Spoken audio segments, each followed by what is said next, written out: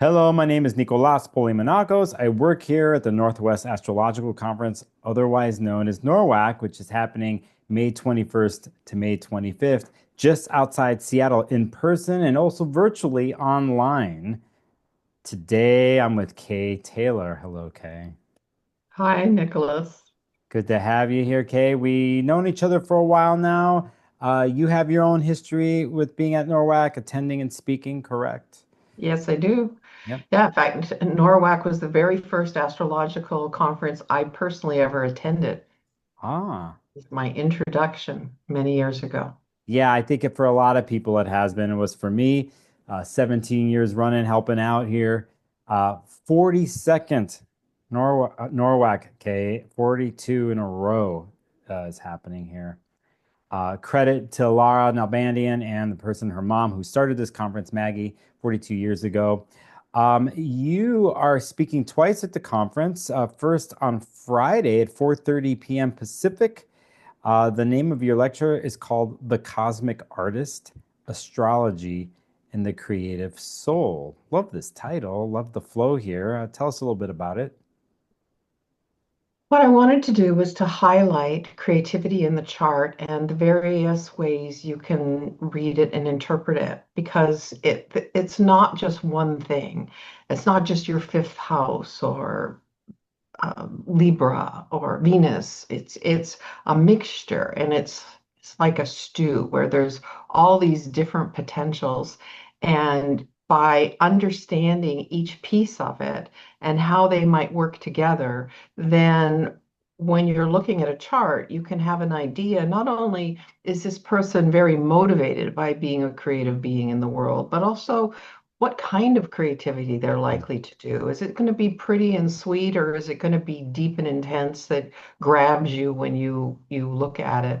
And also, I wanted to support astrologers in supporting artists because so many times artists have received criticism and negativity, and there can be a lot of blockages and inner critic. And so much of my purpose as an evolutionary astrologer and also working with transformational processes is not only to define what the chart says, but also to support people in manifesting it. And, as astrologers, we can really help a person see who they truly are, accept that, and then have the courage to live that truth. Yeah, I think it's interesting too. When someone is in their own bubble, in their own world, and they have their own, there's the external pressure or criticism possibly, but there's our self-criticism, our way that we look at ourselves. And let's say we incorporate astrology and sometimes people might gravitate towards the hard things constantly and then don't see anything else or fail to see it or for whatever reasons, right? But I think a lot of times when we have things reflected back towards us in ways that are spoken to us or shown to us in creative ways, vessels. I looking at the description of here of like whether through music, writing, visual arts, dance, or innovation, the chart reveals how the creative impulse seeks manifestation. And I think everyone is an artist, right? In some form or That's absolutely true. We, as souls, I would say a major reason that we love to incarnate into the physical is so that we can be creative in the 3D world. We are creative as energetic beings, but to form. be actually physical and make something, do something, write something, I feel, most of us feel alive when we are creative, even if we don't say we're an artist. Yeah. Yeah, and no, I think once somebody acknowledges that and says, I'm a human being on Earth, and it's to create, and we find meaning through creation, and it helps us on our path, and so on and so forth. Fabulous, by the way. This is happening Friday, May 22nd, 4:30 p.m. Is your first lecture for anyone interested. There's still some tickets to attend in person, but you can watch from your house anywhere in the world. It's a hybrid conference. You can go to norwac.net. You can see the schedules, lecture descriptions, pre and post conference lectures, so on and so forth. It continues. The story continues, Kay, for you on Sunday. You'll be giving a lecture called Evolutionary Synastry Beyond Soulmates. Um, Tell us a little bit about this. thing about Here connecting with others and what we think and feel when we meet somebody. And Exactly, exactly. I do a lot of relationship work in my practice, working with individuals and couples and also helping individuals understand how they're wired toward relationship.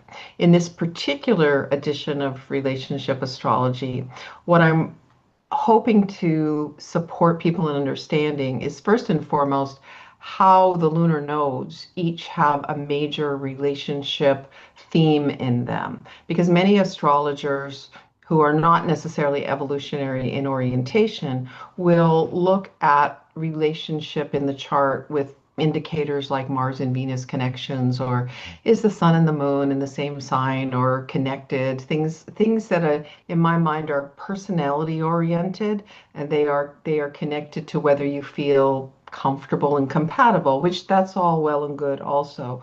But in my mind, no relationship is going to stand the test of time or be what a soul actually wants to experience unless it is driving forward the evolutionary story, whatever it is that each person is here to transform, develop, accomplish.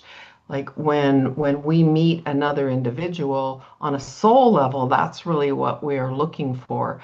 And unfortunately, in our Western society, there's a lot of emphasis on soulmate and twin souls and twin flames and essence twins and all these words for, oh my God, I'm going to meet the love of my life. There's only one person, and then it will be perfect and ideal.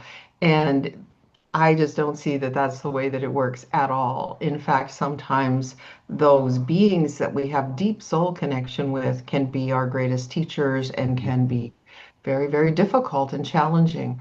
So I'm working with synastry, which is one chart overlaid against another chart so that you can see how each person is affecting the other one, and looking really for how do we see that a relationship, whether it's romantic or business or parent-child, all the different manifestations of relationship, how is that affecting each person's soul level goals in this life? Mhm. Because that is an essential part of relationship. And when I'm working with a couple, I'm trying to help them understand what their partner is needing to grow and develop, the kind of encouragement, the kind of experiences, and not just, how are you going to communicate better and get along? Like, we can talk about that too, Yeah. but we need to be in alignment for the path.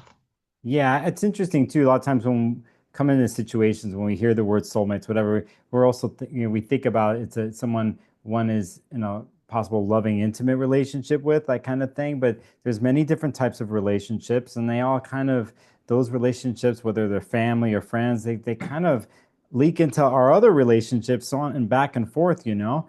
So I find it interesting here that you looking at the nodes and what it can mean from that perspective, because I think it could be pinpointed and also give you a broad perspective of how they're relating to the world in general. So again, you're doing that on Sunday, Mm-hmm. 10:30 a.m. Pacific. For those watching or have never been involved with the conference the last several years online, we do extra things like Q&As, and we have a party on Saturday night virtually for online. The Q&As happen in between the lecture tracks. So basically when lecture is over with, there's 40 minutes in between.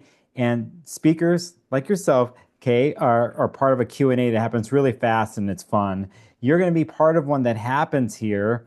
Let me get it together. If I'm correct, it's on Sunday. Sunday. 3:10 p.m. It will be yourself, Cameron Cassidy, Judith Hill, and Patrick Watson. And usually what happens is someone in the chat or several people in the chat who are watching at home online, they ask a question. It turns into an improvisational conversation. It's very open and free. You'll be part of that on Sunday. I might be facilitating that one too. So we'll see each other in that one virtually, Kay. We'll see each other in person and online. I'm just so you know, Kay, and for people watching, also Thursday we're going to have an open house from 5 to 7 p.m. Pacific for those who are just want to check in and start the conference on Thursday and just say hi. There's a bunch of things that happen online. All the information's at norwac.net. You can see the schedules. speaker bios, uh, everything else. Kay, I can't wait to see you in person. This is tradition. I will bring up here that not only are you doing a lecture there, but you'll also be representing in other ways. Am I correct? Yes. You're president of the of OPA, the Organization of Professional Astrologers. Mm-hmm. Which, well, Actually, the Organization for Professional no, Astrology, yes, because thank we're you. not just for astrologers, we are for students and people who just love astrology. Oh, okay. Thank you. I never knew that. I never knew the definition behind that. You'll have the org's gonna have a table at the conference.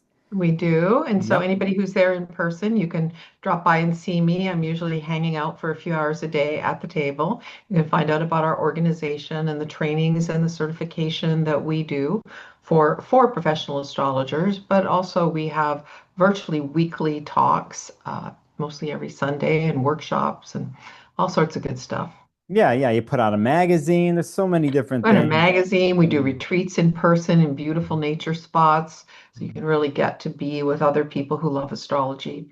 So yes, this is an org I've been president of now for about 6 years. Yeah, yeah. And so it's again, it's another reason when you're at conferences, so on and so forth, you meet people, not just astrologers, but orgs and all types of ways people get together in community. So it'll be good to see you, Kay, in person. Yeah, it'd be really great to see you too. Yeah. For anybody watching, you can go to norwac.net for all the information.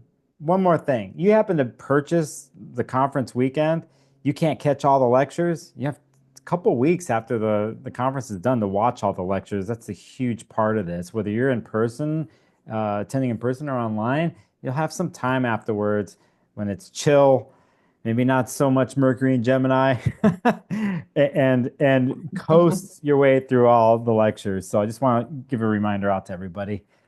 On that note, thanks for talking today. Okay, All right, thank you for inviting me. see you.